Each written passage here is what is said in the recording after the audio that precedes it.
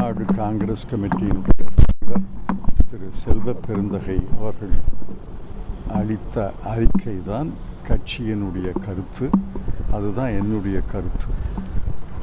ஆனால் ஊடக செய்திகளை படித்த பிறகு தொலைக்காட்சிகளிலே சில காட்சிகளை பார்த்த பிறகு எனக்கு என்ன தோன்றுகிறது என்றால்,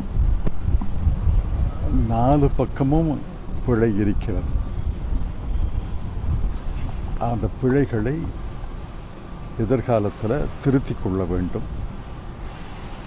என்னுடைய யோசனையை தமிழ்நாடு அரசினுடைய தலைமைச் செயலாளருக்கு நான் தெரிவித்திருக்கிறேன். அதுபோன்று பல யோசனைகள் வரும். அந்த யோசனைகளை எல்லாம் கலந்து அவர்கள் எதிர்காலத்துக்கு நல்ல முடிவுகளை எடுத்து அந்த முடிவுகளை அமல் செய்வார்கள் என்று நம்புகிறேன். பிளே ஸ்டோர் மற்றும் ஆப் ஸ்டோரில் இருந்து பாலிமர் செயலியை QR கோடு மூலம் பதிவிறக்கம் செய்யுங்கள். செய்திகளை உடனுக்குடன் பெறுங்கள்.